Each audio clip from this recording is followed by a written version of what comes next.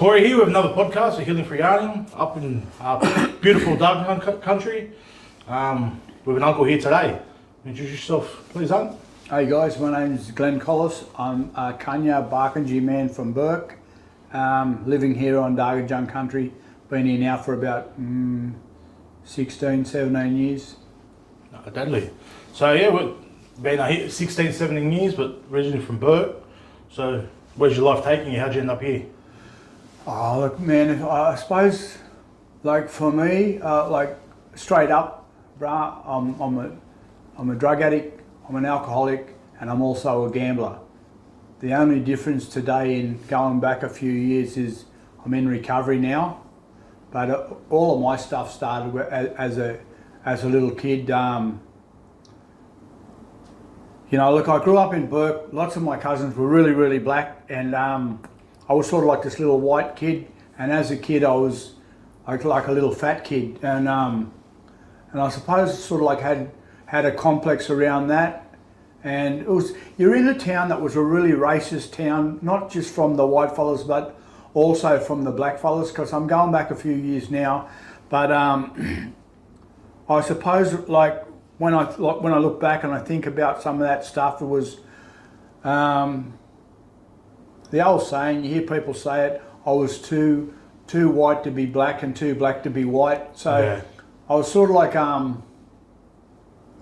behind the eight ball to start with. Didn't really know who I was or how I fit in. I come from a long line of like musical people, good sport people. As a kid, I done none of that stuff. My brother was an Australian sprint champion. My sister, she played netball and all that sort of stuff. Everybody played rep footy or all this other sort of stuff, and I was just this little kid who, like, and I was a sook. My mum used to carry me on the hip until I was about 6 years old.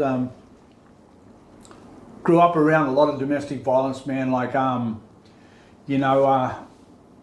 I don't know, it was really, really scary, you know, some of the fights that mum and dad used to have. And, you know, my dad was a pretty loose cannon as well.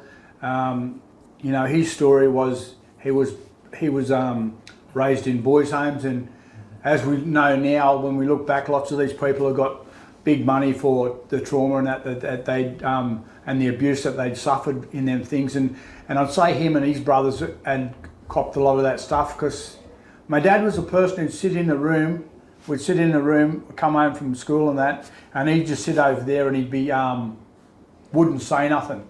You know what I mean? And if you said anything to him, you asked him anything, yeah, no, I'll go away, you know, so like, and I never really thought nothing of it. It was just my dad, and, you know, and then, but when he drank,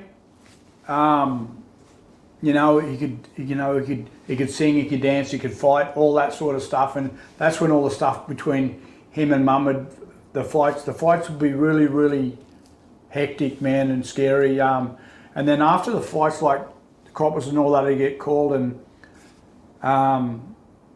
he'd piss off. Like, you know, he could go for a week, he could go for a year. And then when Dad was gone, it would be good, because it would be just me, mum, my brother Paul, and my sister Leanne.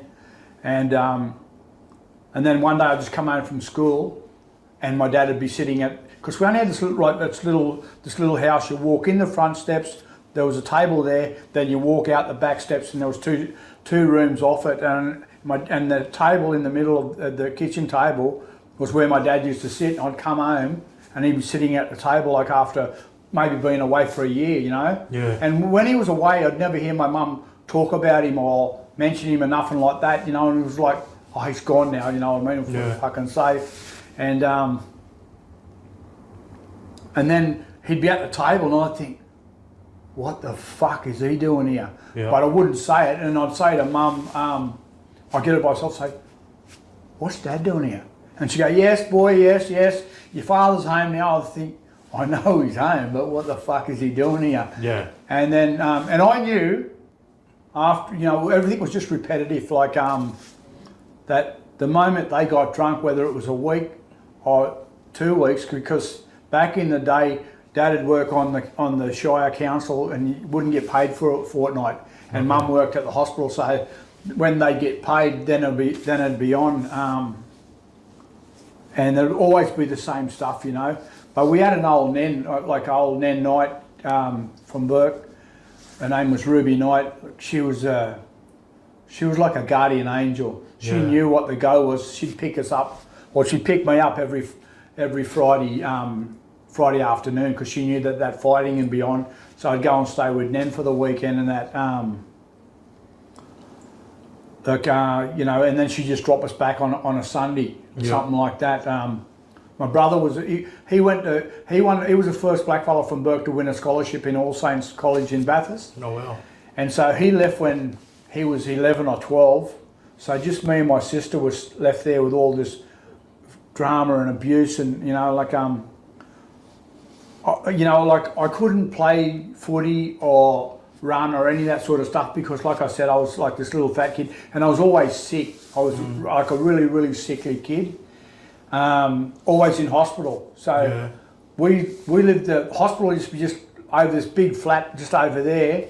It was probably about a half a kilometre away or something like that. You could see our home. And so I'd be in hospital all the time. So, and they knew. So what they used to do was lock the doors at 5 o'clock. So, and because if I could get out the doors, I used to take off and run home, and then Mum and Dad would just take me back there, you know. And I think, like, man, like the traits of an alcoholic and an addict is in the end, like after the parties and all the stuff's over, you're just in the room drinking by yourself or using by yourself, and it's pretty lonely. And as a kid, I was always by myself, you know what I mean? Lots of shame, and because we were really poor. We had fuck all. So I remember as a kid, I had 3 changes of clothes, and school, and then the school shorts and shirt. But what I had was we lived in a street called Hope Street. I had a cousin, Mark Knight, who lived down the road, and Mark had 3 changes of clothes. So every second week we used to swap clothes. You know what I mean? Because look, I knew too. Like when you'd go to parties and that, they'd go, "He's got the same clothes on." You know, and I was like fucking. So it was like it's a lot of shame. You know, as I got older, we moved away from Burke when I was about 10 or 11. And then we were the first families to be relocated in Newcastle. So my Nen moved there first, and then she had like half a dozen kids, like my uncles and aunties. They were all knights and that, and with my mum. We were the first, sort of like the first family to move there, and so, like my aunties, they took all their kids, and my uncles as well. So, all us first cousins were all in Newcastle, and I suppose what Mum and Dad were like, how we moved from Burke, right? My dad was a bad gambler as well, so we had nothing, but we owned this little block of land, and we owned this house. And my dad gambled one night at the pub, right? And my dad was he was pretty hard bastard, like, you know, he had a good name as a fighter and all that sort of stuff. And he was playing cards drunk, and the other guy who owned the pub, my dad, cut a long story short, my dad gambled our house and our block of land. And I remember the next morning, it was probably about 8 or 9 or something like that, and Dad said, I was about 9, and Dad come home on the Saturday morning, said, "We're moving to Dubbo, and we're going to move in with Mum, with our other Nen." And my mum and my Nen were arch enemies. They hated each other, and they'd had fights and all that over the years. And I thought, shit, this ain't going to go good. And Mum said, "No, I'm not moving. We're staying here. You can go to Dubbo." And then Dad said, "Well, I gambled the house." And so we lost our block of land and our house and all that in a game of cards. And we just moved. We ended up moving, you know what I mean? So, and then over the years, as I got older, I used to think, my dad could fucking belt anybody in that town. Why would he go up and pull old mate up and say, "Listen, you got me last night when I'm drunk. Get fucked. I'm not giving you the house." But he was, in his mind, this is a warped thinking that he had. All you got is your name, and your word. Yep. So he wasn't going to go back and say, look, I'm not moving, or Yep. no, he just moved the whole family. So it really changed all of our lives, you know what I mean? But their analogy to it was, we'll get out of work and things will change. The difference was, it was the same as me after drinking and that. They brought themselves with them. So what happens, we come from Burke, we went to Newcastle, then all that stuff just kicked on again. I say that a lot to people that are in recovery or want to be in recovery and get in recovery. Like, I'm just going to move.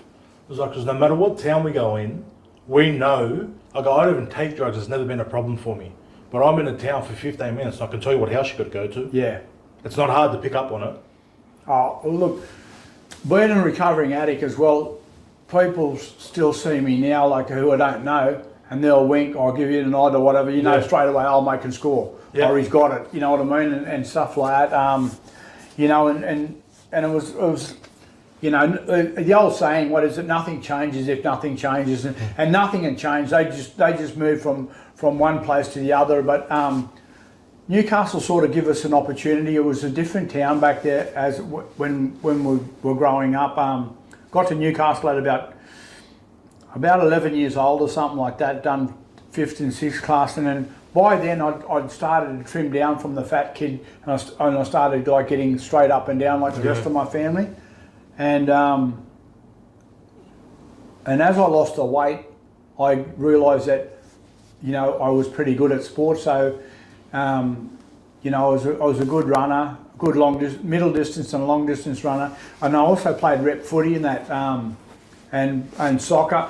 I remember at about 11 I was playing rep footy, soccer, and you know, all in the one thing. And then on the summer season we'd be playing cricket, you know, or squash and that. So I loved all that sort of stuff, you know what I mean. And I realised that, you know, that was probably me calling. I suppose if I look back and I think about some of the stuff, a big regret was never learning at school. Yeah. So the old addict in me, even as a kid, before I started drinking or using anything like that, was looking for the shortcut, the easy way, you know what I mean? I was always doing that stuff. And in primary school, I remember in 6th class, I sat next to this fella, and he was from Finland. His name was Vespa. He was my friend. They were good. Like when we were in 5th and 6th class now, we had fucking nothing, no money, no nothing like that there, because Dad and Mum were gambling, like slapping the machines and that. I weren't slapping them, they were the old one-arm bandits back then. Cogging it. Yeah, doing that. And so, mate, I sat next to him, and he was the smartest bloke in the school, so I knew that he would get every question right. Yeah. So I'd get do a couple where I'd just have to think about it, and I knew that I'd fuck them up. so anyway, so like the end result was I got to high school, and they put me in. There was 6 classes, so it went from 1 down to 6. So 6 was the lowest, 1 was the highest, and I got to high school right, and and I could read, but not out loud, and I could only read like the cat sat on the mat stuff and that, and I never ever told anybody. So I had so everything was sort of like a secret, like when you're drinking and you're using drugs and all that. So like man, like I'm in all these 1 classes, and then after the first term, I'm in all the fucking 6 classes. They found out that I knew nothing, and so I'm in the class with all the units and all that, and I thought, what am I fucking doing here with these fellas? But I just adapt, you know what I mean? And then I realised that they weren't so bad. And, but what I did learn when I got to high school, I had my first drink and smoke a yarnie I had a drink at 11. Yeah. And at 12 started smoking yarnie, and you know, then, but as I got to high school in year 7, it was I won everything. So I won the in athletics, won the school ones where I won the 200, the 400, the 800, the 1,500 and the 3,000. So like, and I done that every year in the school and that. You know, was the captain of the rep footy side. Played rep cricket. Yep. You know, started boxing at like about 15 and was a state champion after my second fight. Yeah. So like, you know, everything, all that stuff. And I thought because I was so good at sport, I'm either going to play in Sydney for one of the big teams, or I'm going to be, you know, some sort of a world champion where I'm going to make all this money. But, Yeah. you know, little did I know that drugs and alcohol would, from taking that first toke of that joint, and see what I used to do was I'd watch mum and dad and they'd drink at the parties at home. Then I'd make out I'd be cleaning up the glasses. Yep. But I'd drink the dregs of what they had. Yeah. And I think, oh, that's all right, you know, Yeah. getting that little kick out of it. And from that to that, you know, going fast forward 20 years, I ended up fucking homeless in Redfern, you know. Like, I don't know, like at about 16, my trainer, I went and lived with my boxing trainer at about 15 because I couldn't stand the fucking shit at home no more. It was just so terrorising, and my dad was always in my face, and he was always wanting to test himself, and he'd grab me and call me a dog and fucking spit on me and all that. And I think, you know, when I get older, I'll kill this cunt for sure.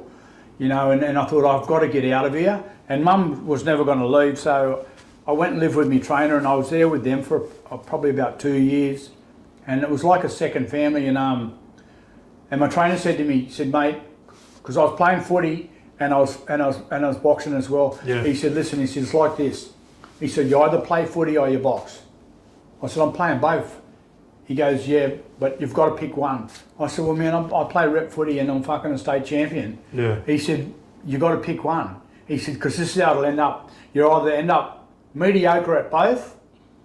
If you piss one off, he said, if you play footy or if you box, you're going to end up, you know, a gun in whatever sport you go. And I thought the money was there with the boxing, because I couldn't, like, even after leaving school, I had like, I didn't know even how to fill the forms in to apply for apprenticeship or any of that sort of stuff. And, you know, and I didn't want to really work.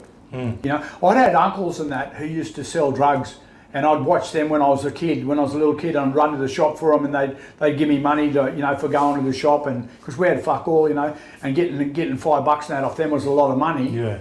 But they'd get up at 10 o'clock and just start selling sticks or a bit of gas or whatever, stuff like that. And they had good looking girlfriends, and I'm just a kid, like, you know, 11, 12, shit like that. And I'm watching them, they got fast cars, they got flash clothes, and I thought, fucking, that's what I want to do. Yep. You know, and you know, I was just watching them punching the cones and all that sort of stuff, and you know, like, in the back of my head, I thought, I don't want to work. No. Why would I want to work with? And I'd watch people go to work and think, look at these poor cunts going to work, you know what I mean? Every day slugging it out. But, you know, like, as I grew up, I realised that them poor cunts who were going past fucking end up owning houses and cars and families and all that, while the people with the fast cars and the good looking girlfriends, all that, ended up in jail or dead, you know? And that was me. You know, like, I thought that boxing was going to save my life and going to make all this money, and look, it was a pretty cruel sport. So sort of like, at 16, at 18 I turned pro. Yeah. I went to the Philippines, I fought over there, had a couple of fights over there, come back and turned professional. And I thought I was gonna, this is it, you know what I mean, it's make or break now. So I left Newcastle, went to Sydney. And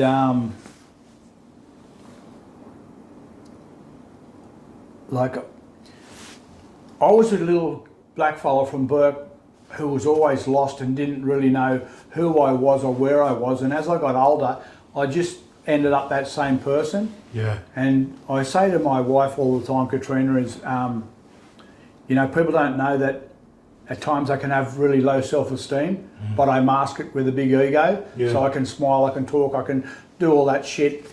But you know,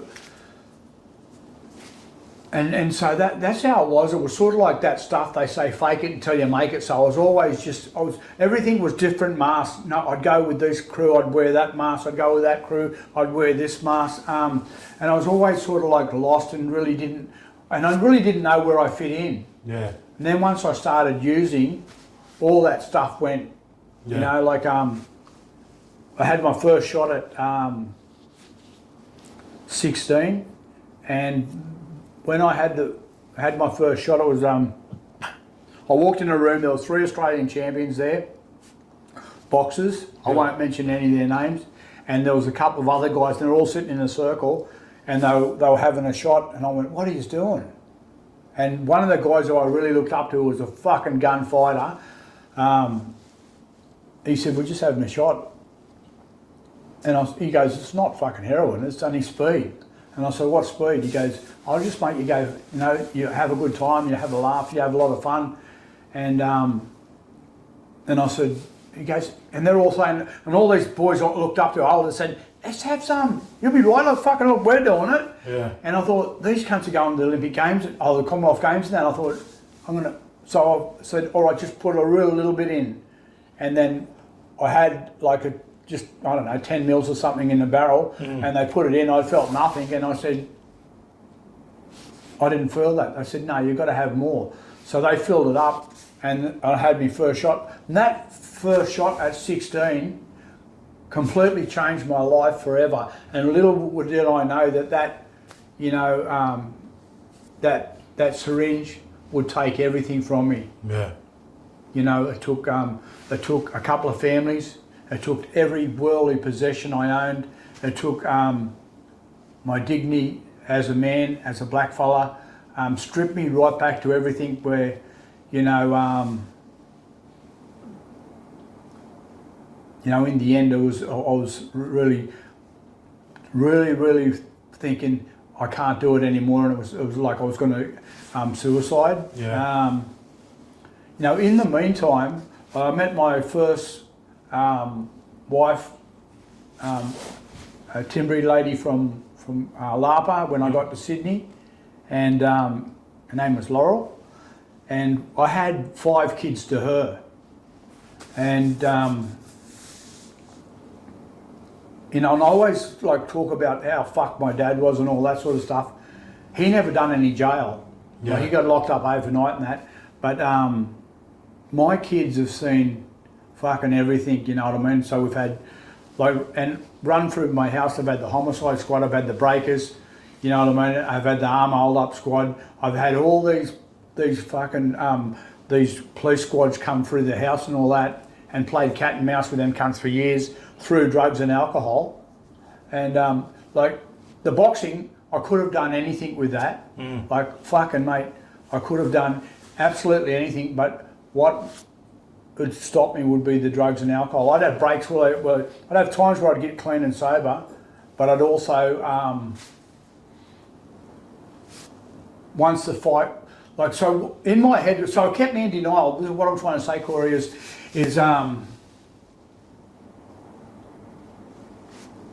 my coach would ring me up and say, "All right," because I turned pro and I won, I don't know, I won about three professional titles, like big titles.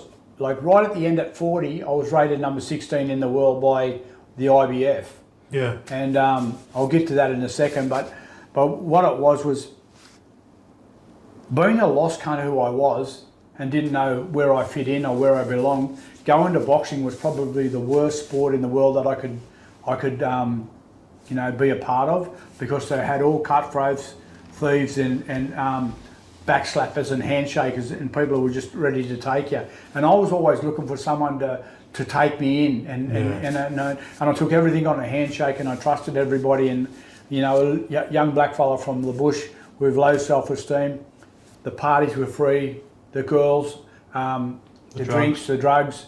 You know what I mean? Everything was laid out there for me, and I just got lost, man. And you know, like, for easy 20 20 plus years just in blackout, in and out. And so what had happened was my trainer would say there's a big fight coming up, and I fought on Foxtel. I fought like about 8 or 9 times. I fought on Sky Channel, all that stuff. Fought with like Lester Ellis, Jeff Fennick, Jeff Harding, all these world champions who I think I fought on the same card with all them guys and stuff like that. But what it was I trained for 12 weeks like a demon, and then I might party for the next fucking 24 weeks. Until you get told there's another fight to get ready for. Yeah.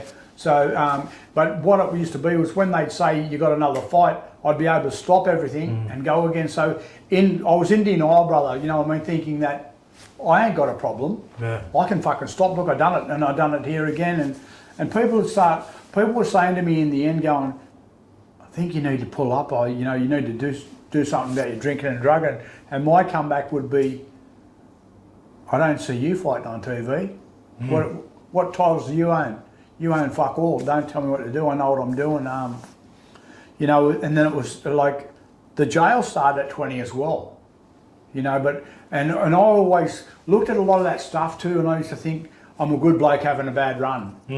And like I'll fast forward. So the jails went from 19 or 20 right through till I was 44 or something like that. Yeah. So a good 20, 24, 25 years. Yeah. And I done all the jails, done all the fucking jails, mate. And like, I always networked. So I was this is what it was like. I went in there and went in a car thief, come out a gangster and a bank robber. Yeah. Leveled up. Yep. When I get to the recovery side of things,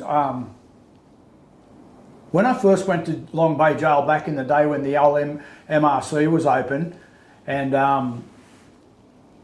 the Salvation Army come in, and I was with and I'm only a kid, and I was with all these old crims, the old knockabouts and cunts who I looked up to, and I see all these, like a lot of boys running over to this truck, and I said, who are they? What are they? He goes, the fucking Salvation Army. I said, who are they? He said, them cunts going to rehab. I said, okay. I said, what's rehab?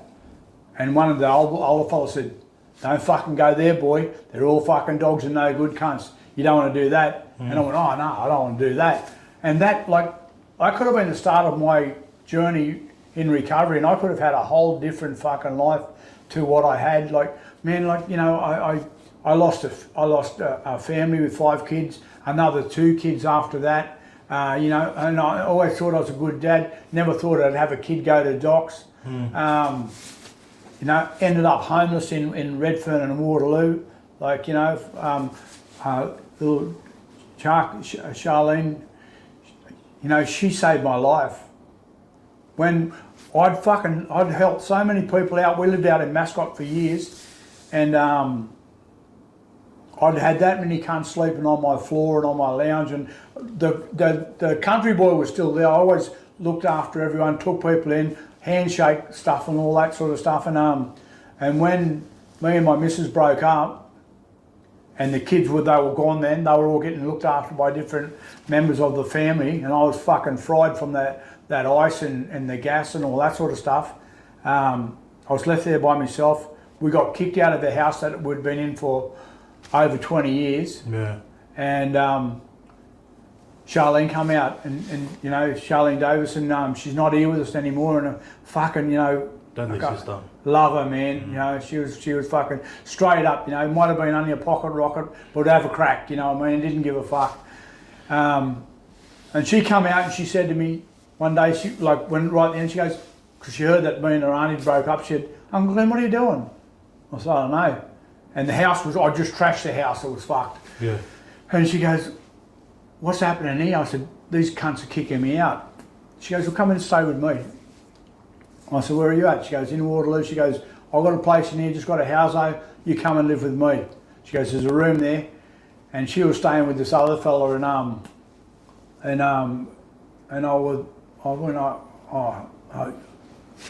okay, you know what I mean? Yeah. So I went in, I lived with her, And I was well and truly fucking gone by then. I was fucked, you know, like, and that's just, there was lots of stuff happening between 20 to 40, but I was at, like, to quicken things up, I was absolutely rooted. Ended up in Waterloo with her. Me and her were just doing our thing. She was living with another fellow who was probably almost as old as me as well. Yeah. And they were fighting like cats and dogs. And I remember I'd be in one room and Shark would be in the other room, and they'd be in there fighting and smashing things and yelling and all that sort of stuff. And I remember like coming down and I'd be fucking in my room and I'd be crying because I was triggered from my mum and that. Yeah. And then one day I just went in, I booted the door in, and I grabbed old mate. I said, "Listen, cunt." And I said to her, I said, "Want me to chuck this cunt over the balcony now?" And she goes, I said, "But if I bash him," I said, "you'd never have nothing to do with him." I said, "Are you never going to have nothing to do with him again?" She goes, "Well, we'll get fucked." So I just left it at that. Yeah. But so it was traumatic there as well. And where we lived, man, like the coppers were at our place more than they were at fucking Redfern police station, you know. I done rehab a couple of times. I done the Glen Centre a couple of times, and you know, my sister said to me first when it was time to go to rehab, she goes, "You're fucked."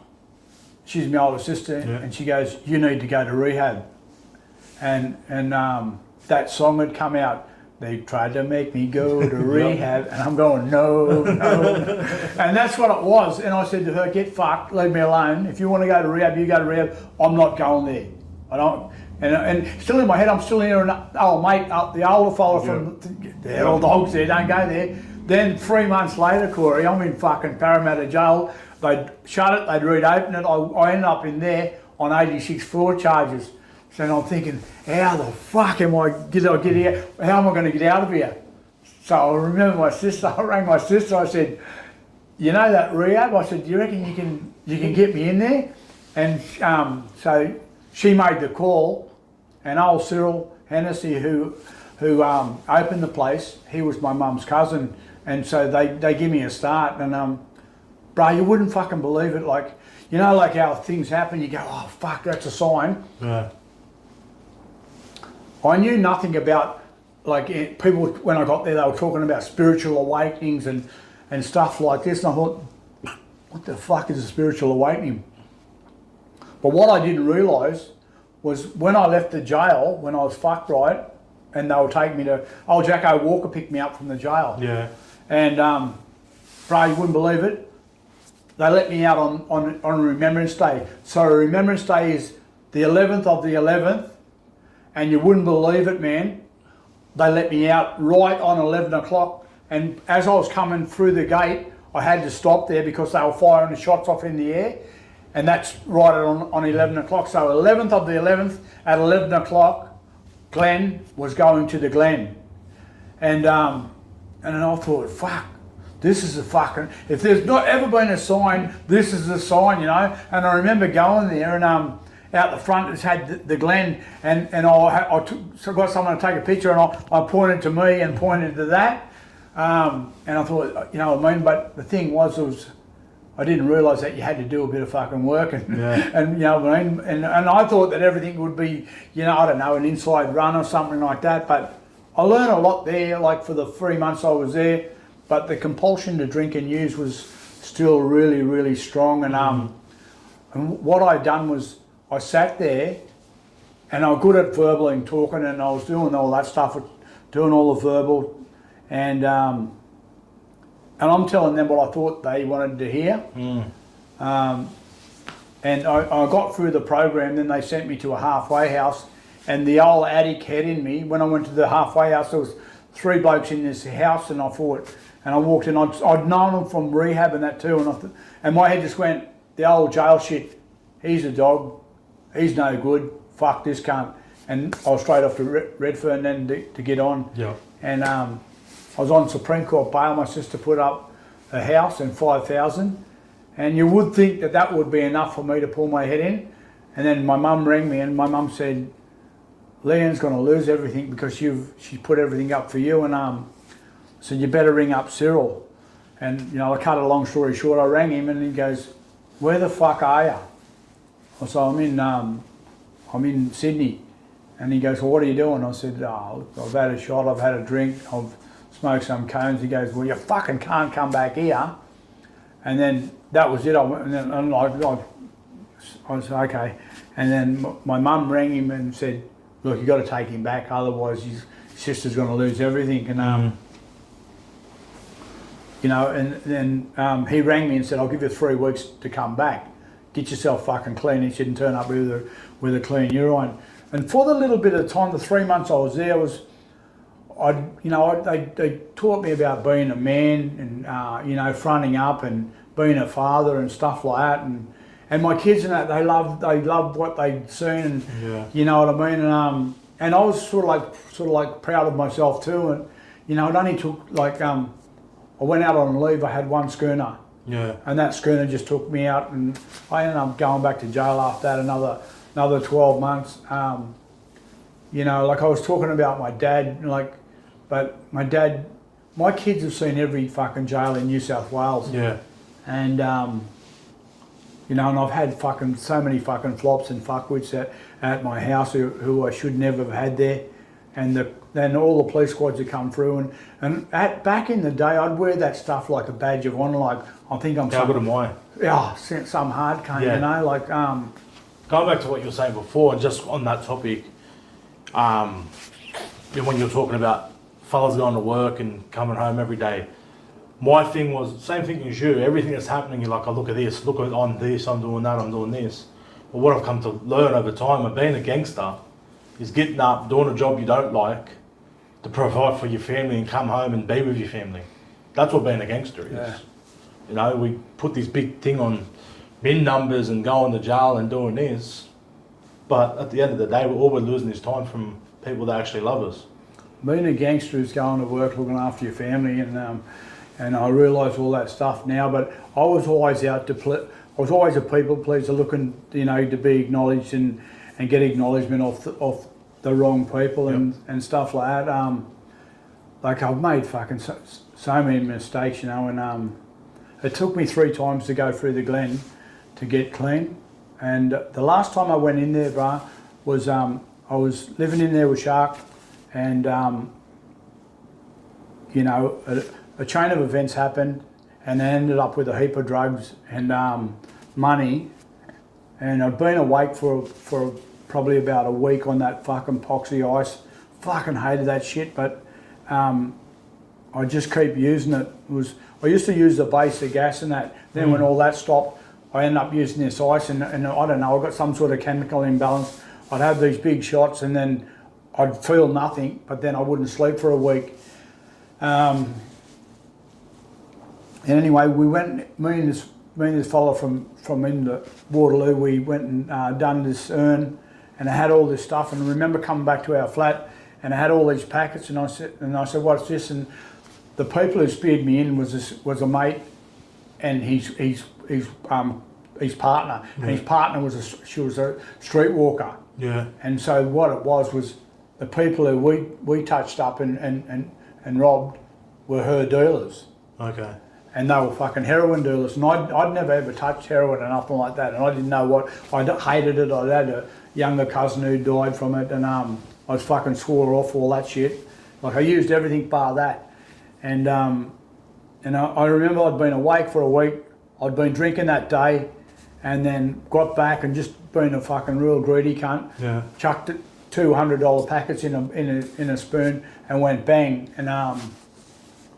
And then I just remember going like that, and someone said, what was that like? And I went, good, and just went bang straight down, and woke up in Prince Alfred Hospital a week later.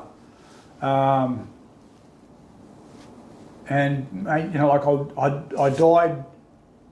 I died in the flat, and this other putrid cunt who was with me dragged me from the flat outside onto the walkway, and I'm thinking that he's my brother. Yeah. Left me out there because he didn't want the coppers coming through there asking any questions, and they left me there, and a guy who I didn't know come and saved my life. He gave me like that cardiac arrest, CPR, broke 3 of my ribs, and but revived me. I died, And then when the paramedics come, I died again on the way to the hospital. So I died twice in the one day. And I don't know, I woke up a week later, been told all this stuff, and got out and used the same day. Yeah. That's how powerful the compulsion for me to use. And I was well and truly gone by then. Ended up out at my daughter's place, out Bianca, out at Beecham Road. And I was there for, look, I thought I was there for 3 weeks, but she reckons it was 3 months. Then in the end, her and her partner, Bo, they were Christians, and they had like these fellowship people, like I don't know whether they call them the brothers or something like that. They were coming around, and I'm answering the door with a long neck, and and I was robbing cunts in the neighbourhood and fighting with her neighbours and that. In the end, she comes to me and goes, "Dad, I love you. You got to go." Yep. And I said, "Where am I going to go?" She goes, "I don't know, but you can't stay here."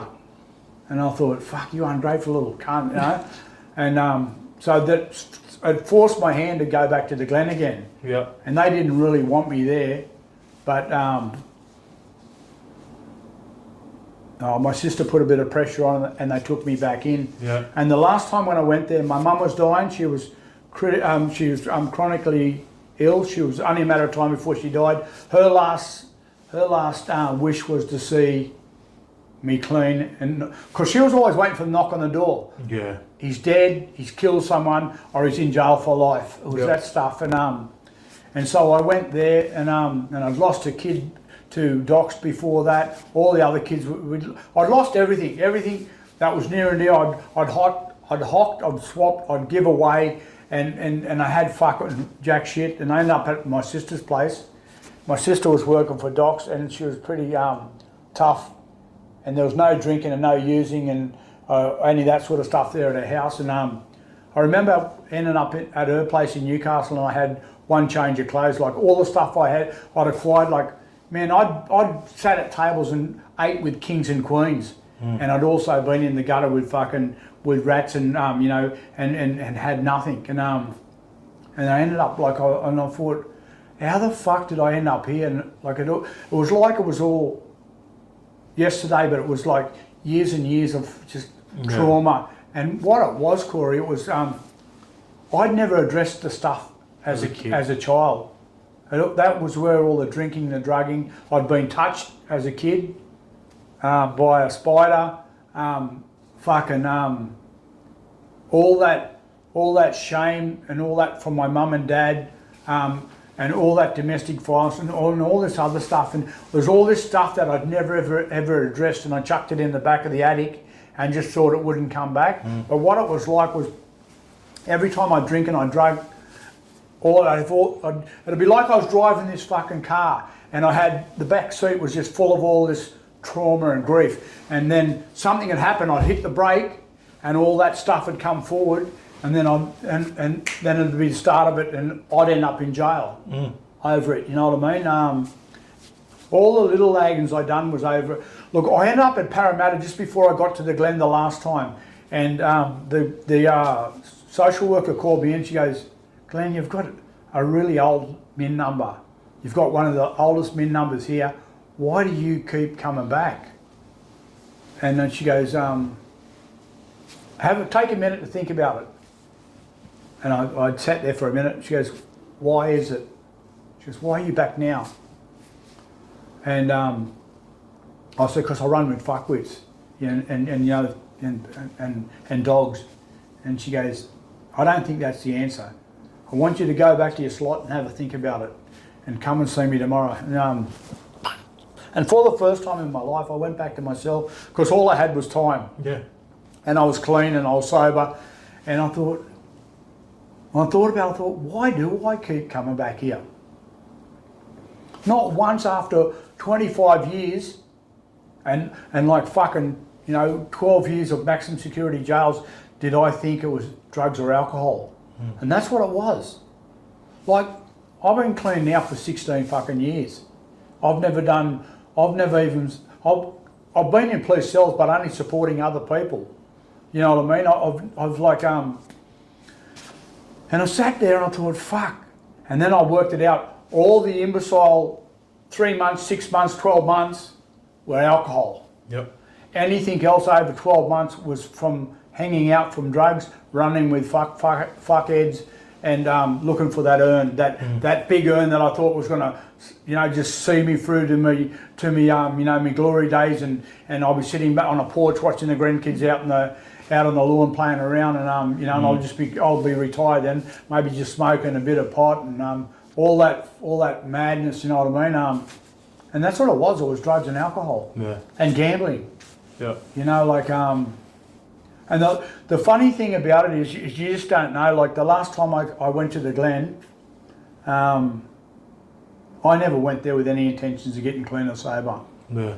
And I don't know how it works, whether it's by army, whether it's God, Allah, Buddha, whatever, or maybe all of them put together who come to help me get clean. And I went yourself too.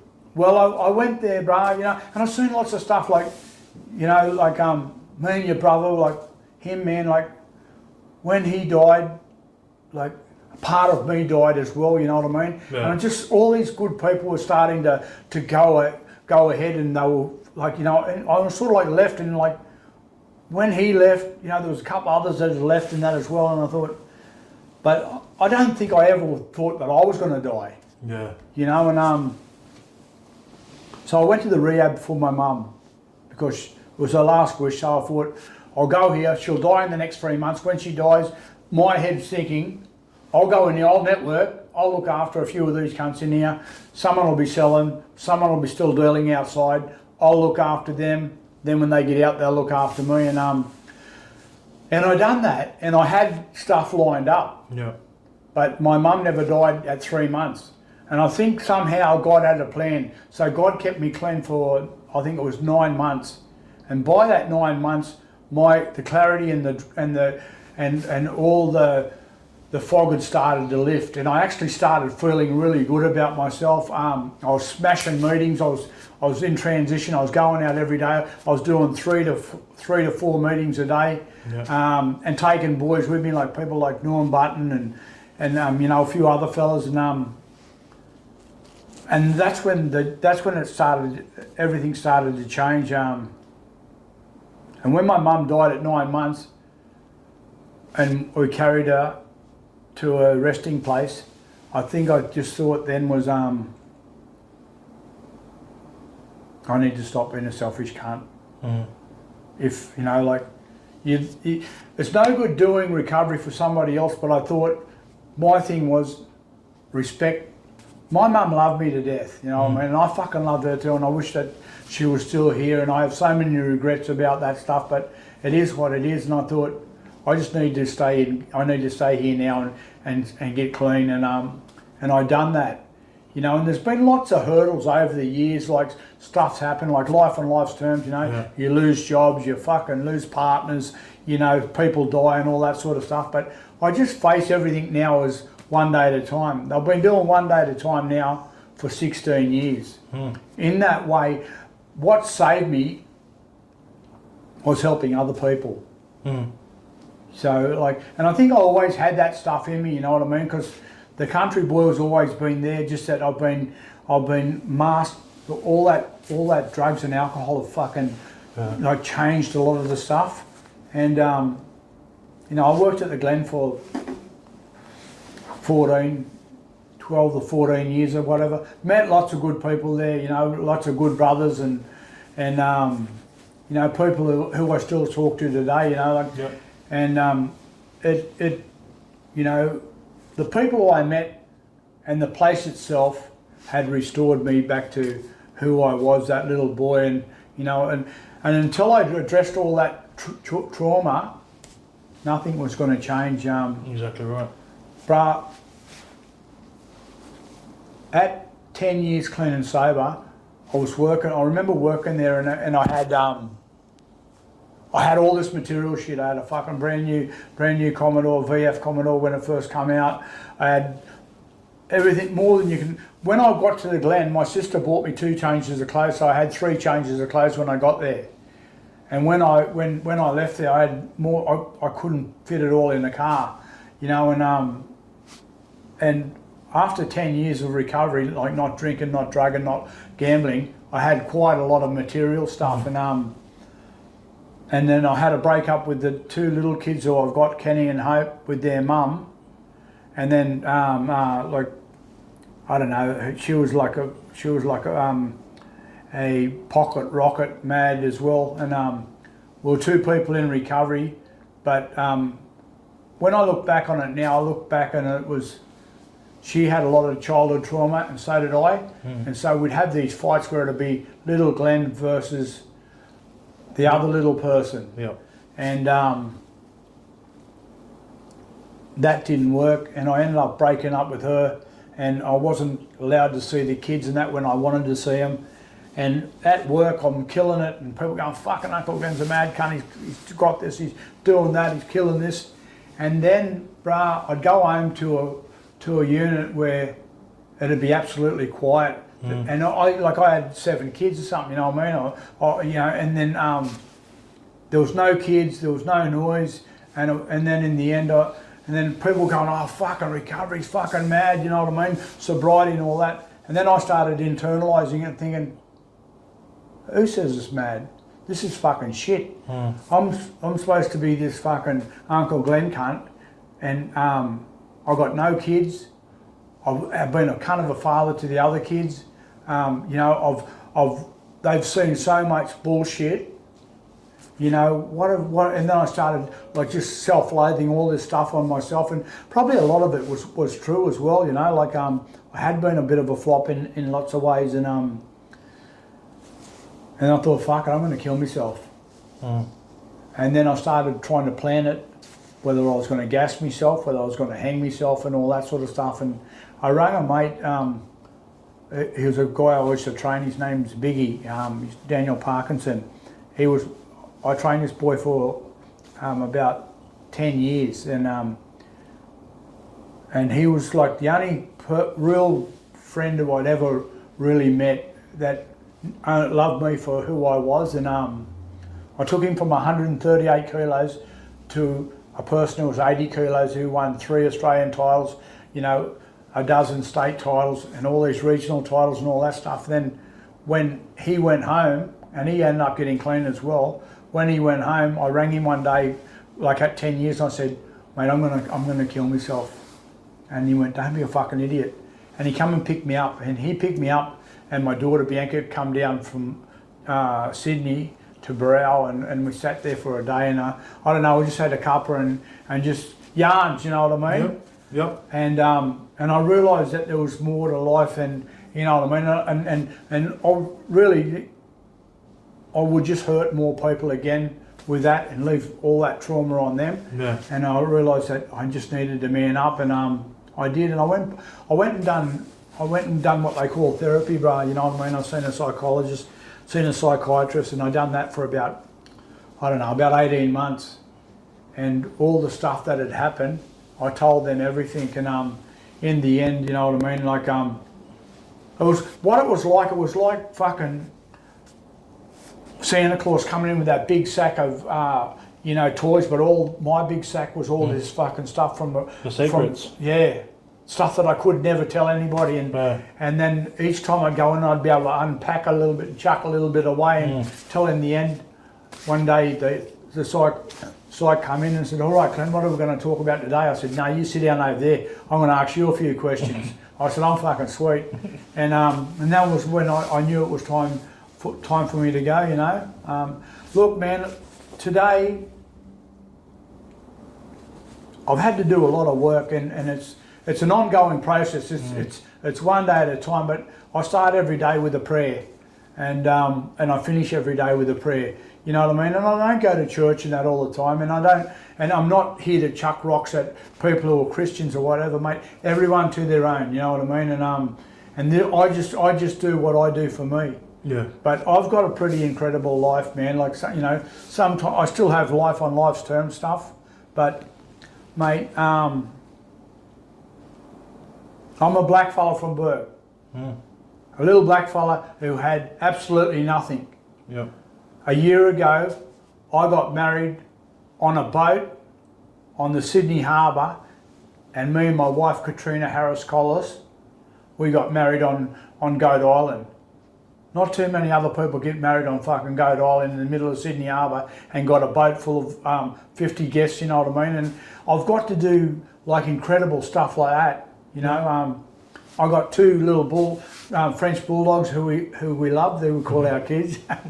You know what I mean? I've got more material stuff that you can poke a stick at. It's not about the material stuff. What I have today is I have peace of mind and I have love back in my heart, and I don't have hate or any of that stuff anymore, you know. I can still get envious, I can still get jealous, I can be lustful, all that sort of stuff, but I can also ring somebody up and get rid of all that stuff and that as well. And I have a higher power whose name isn't Glenn, you know, and I realise that sort of stuff today. You know, I'm pretty happy and content with, you know, like where my life. Yeah, I have regrets, but you know what? I also have goals too. You know what I mean? And I think Muhammad Ali said, you know, they asked him, so why do you have a trainer if you're the greatest? He goes, because I need to keep learning until I finish. And it's the same with me. I try to be that open book and keep learning, and I take on stuff what other people say, because I want to be an open book and I want to keep learning as well. Yeah. Well, thanks for coming in. The last question, the final question is, when it's all said and done, and Glen Collis is back in the dream time, how do you want to be remembered? Fuck. Oh, Jesus. That's a good one. How do I want to be remembered?